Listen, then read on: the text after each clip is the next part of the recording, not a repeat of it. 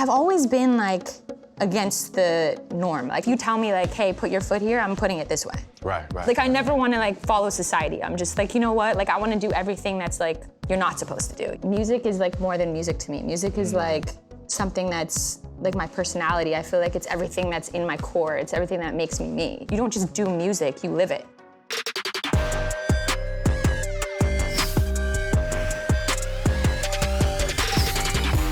Who was Jenna as a child? What was your upbringing like? The first thing I remember of literally childhood was like my parents getting me like a little piano and just teaching myself how to play. And it was just everything that felt so natural to me. So my whole life was just like based around music. What were some of the music or songs and albums that they were playing at home that kind of shaped who you become as an artist? Billie Holiday, Donny Hathaway, Ella Fitzgerald. So like my favorite thing to do with my mom was to drive around in the car and listen to music. My parents aren't like religious at all. Like they didn't go to church, but I love to sing, so I just went to church to sing in the choirs, and that's how I learned harmonies. Wow. Do you remember the first song you've ever written? Yes, it's terrible. Really? Yes! Do not ask me to play it or sing it. It's called What Am I Gonna Do? Bro, it's like literally so bad. And it's just so funny because at the time I remember being like, oh my God, it's so good, it's the best song. My mom took me to like some random studio to record it, and I remember we were like driving for so long listening to it being like, oh, I'm gonna make it off this song. And now I think about this song, I was like, that was not good. That was not good. But I mean, listen, I think the bug of songwriting started when I was 14.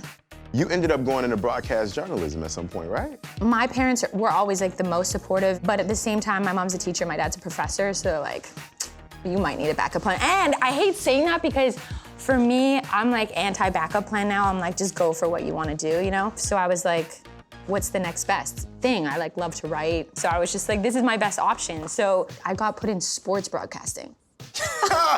Yo, I did not know, I didn't see that coming. I was just like, how funny is that? They were like, you into sports? They're like, oh, hey, you don't know sports at all? Perfect, sports broadcasting. But I was such a hustler. I did anything it took to like meet people and just like make relationships. Actually, it's funny, in high school, another thing that I did, I would like find out all the artists that were performing, and I would be like, okay, who's the promoter? I'd look it up who the promoter was. I'd get in touch with the promoter, and I was like, if I sell like 500 tickets, can I open? What was that transition like when you were like, you know what, if I get these tickets, if I sell 500, I can open. Now you're opening. Yeah. You know, walk me through what that season was like all the way up through when you finally discovered and the record deals start coming in. I met this promoter, and that was the guy that introduced me to the first producer that I worked with, and he was like, oh, I know this producer in Vancouver. The producer flew out to meet us, and I was like, I'm leaving college, I'm doing this. So I moved to Vancouver. The place that I was staying at was like a 2-hour drive from the actual city, so sometimes I would just sleep in my car. And I would just write songs and like just practice guitar and try to get better and just sleep in the backseat of my car. I wrote a song for the first Christmas that I was away from my parents called The One I Adore. Put it up on MySpace.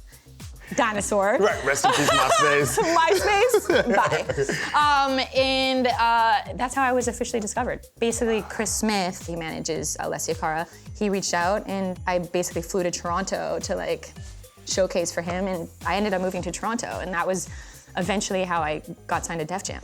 It's a song that you wrote while sleeping in your car. Yeah. I've heard you say this before, and a lot of songwriters will say this. Yeah, that they'll say that, you know, the best songs come from pain, come from those uncomfortable moments. How has music helped you to get over those moments? I was really badly bullied in high school. I developed like such bad anxiety that I think it just comes out of my music. So I think when I moved away, all of a sudden I didn't even realize how much anxiety was really living inside of me, and music helped to heal me. I feel like the best artists that I know, best songwriters that I know are all tortured souls. So I'm kind of like, listen, if this is my path and what I meant to, like, maybe this was the plan. The Adore record comes out. Yeah. You get discovered by Chris Smith. Yeah.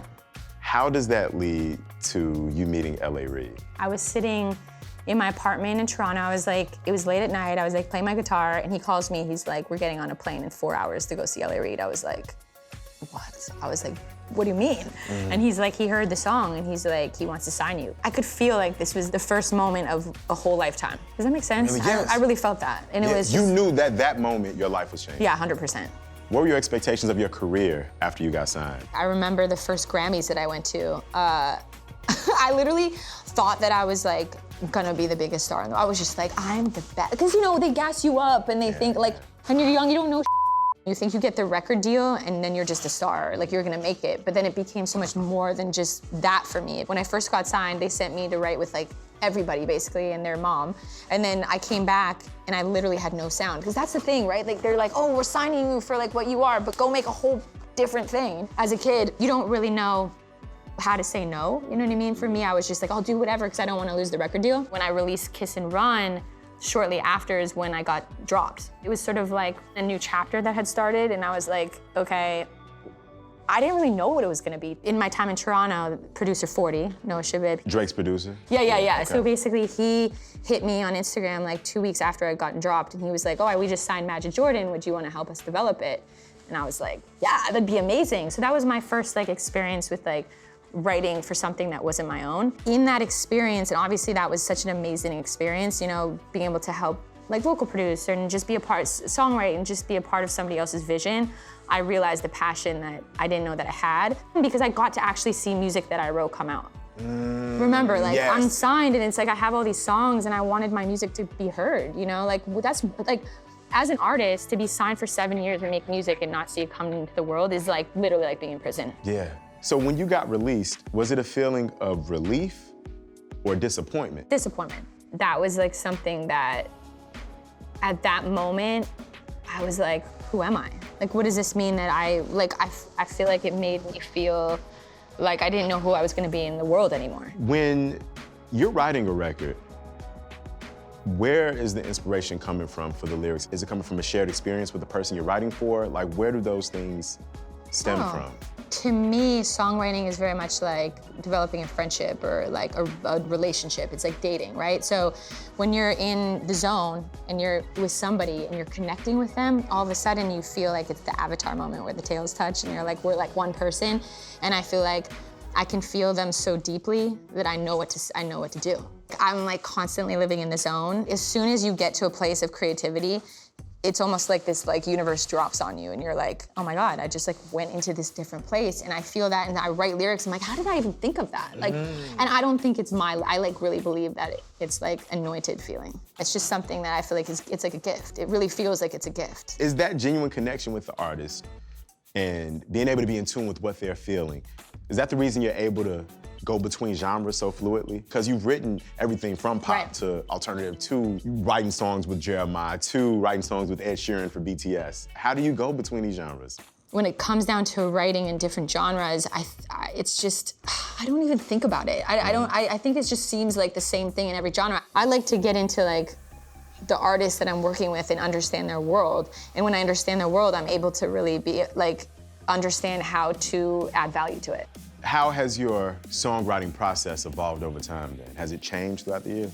Oh yeah, definitely. And it's almost like you don't notice it, you know what I mean? But I feel like over the pandemic especially, because there was so much time alone, so I was able to really like realize how much I loved writing alone. I learned to not worry about how long it's gonna be, just like how good it's gonna be. So even with the BTS stuff, for example, right? Like with the Permission to Dance lyrics, Ed obviously trusted me to write the lyrics of it, and that was so cool. So I would just like sit in bed for like hours and be like, what could it be? And just like thinking, and I loved that.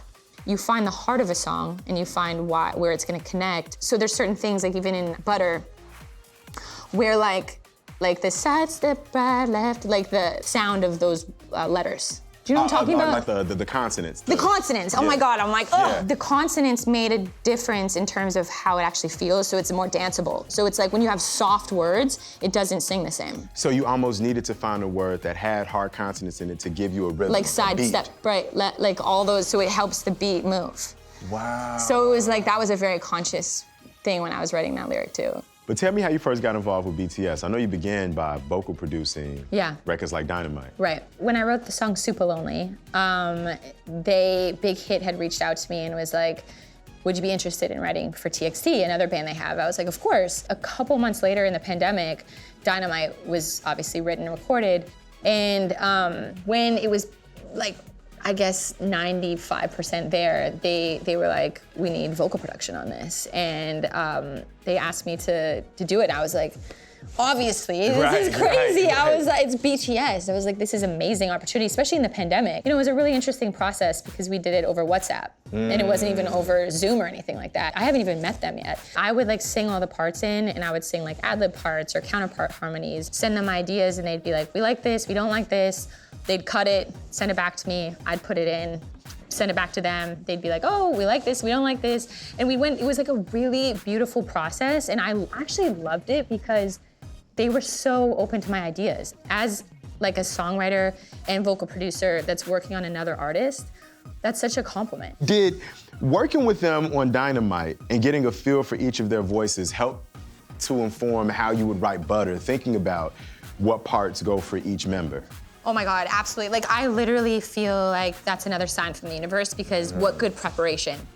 Do you know what I mean? Because I was like able to study their voices, really get to know them. Like as much as we didn't meet, but I feel like just through music, again, I really, you know, you can know a lot about a person, you know, and the way they sing, the vibratos, their timing, the way that they like would do certain characteristics on like certain words. You know, it gave me so much context on what I felt like they needed for another single. Smooth like butter, like a criminal undercover. Don't pop like trouble, breaking into your heart like that. I read that there were 50 rewrites. Is this a rumor or is this true? This is like slightly exaggerated, but there was so many. There was probably 50 rewrites of Butter once Butter existed. You know what I mean? Okay. But there was 5 other versions where the lyrics were totally different. Basically, one night, Ron Perry was like, we need something like Smooth Criminal. And like, I just was like, smooth like butter, like a criminal undercover. And that's when we were like, okay, this is the song. We landed on it, we sent it to them, they loved it. And then like RM came in with the fire rap. Right. And he was like, what? And actually the original version that we did didn't have the rap section at the end. And that was all RM's idea. That's fire. And so we were like, oh my God, this is so good. And it's also cool because it goes through so many hills and valleys. Like it gives you like a little bit of everything, I think. Fresh boy, pull up and we lay low. All the players get moving with the bass low. Got army right behind us when we say so. Why do you think the song resonates with so many different people? I think it was a very like conscious decision on my part for sure. Like, and honestly, all of our parts when writing the record, because once you realize how many references are in the song, then you realize, oh wait, hold on, did she mean this? Or did they, or he mean this? Like, do you know what I mean? When we were writing it, I feel like I was trying to be like, what is going to be something that's modern and something that people can relate to now? For example, Butter, it's like, you can make an emoji out of it. And then all like the old school references like High Like the Moon, Rock With Me. Obviously the Rock With Me is like Michael Jackson. It's like, you remind me of a girl, you got it bad. It's like, that's also the Usher references. Yeah, exactly. So Usher references. And when I look in the mirror, you know, on the pre-chorus, when it does that, it's like man in the mirror. Just like little things where I think you wouldn't necessarily be like. That one I didn't catch. Yeah. And so like, exactly, like some of the ones that you wouldn't necessarily think about, but then you listen to it enough, it's easier not to miss when you know the context of all the references. Cooler, butter. Get it, let it roll. How has working with BTS changed your perspective on how you approach songwriting in your art? Writing for BTS, a band that's like such amazing dancers, has also like shown me a different side of writing because a lot of times my go-to will be like mid-tempos. You know what I mean? So I think now I'm like, I want to write more up-tempos now. I didn't like think that all the time because I love writing mids or like ballads, you know what I mean? Obviously. But now I'm like kind of have the bug for up-tempos. What's so interesting is how complex the songwriting process is. Right. And I don't know if people realize how much goes into every single decision that you make. Could you talk a little bit about the things that seem simple to the listener, but that took a lot of thought and effort to manifest on a record? For a lot of years, I would just write songs and be like, oh, I don't have to worry that much about this line. The rest of the song's good or whatever, and I wouldn't pay attention to detail as much. And same on the vocal, that's why I like being a vocal producer too, because I think it's taught me a lot about songwriting. Like, for example, all the ad-libs, like, sometimes they're the catchiest part of a song. You know what I mean? Like, I don't just like, hey, run 2 passes of ad-libs and like, that's it. Like, I like to plan ad-libs the same way that I would plan like writing a part, you know what I mean? Because to me, when I think about it, I'm like, okay, my favorite Mariah records, the ad-libs were my favorite part. And I'm like, why is that? Oh, okay, cool, because it's like memorable. It is a puzzle or like, you know, building a building. It's like all the parts, like the building's not gonna stand up if all the parts aren't there, right? It's like if one wall falls down, it's all gonna fall down. So for me, I think about that now. I'm like, okay, like, are all these lyrics like gelling together? Are they all sort of feeling and also another thing about it is you want to feel authentic.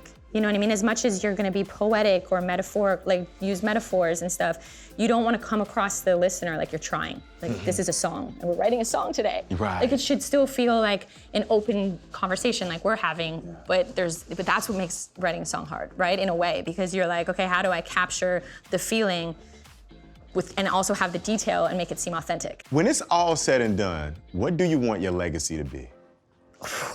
What a question. I think that I want my legacy to have the ability to influence other women in a way that I feel like will actually make change. I always believe that it's a journey, right? It's like, I feel like you always continue to get better. The minute you're like, oh, I've arrived is when you're like checked out, in my opinion. I want people to look back and be like, she never gave up, and she had obviously things that she battled with, but found ways to make it work. And I think, obviously, you want the music to be the legacy. You want people to look back at your music and listen to it for years to come. I mean, that's obvious. But I think beyond that, I want to be able to empower future women.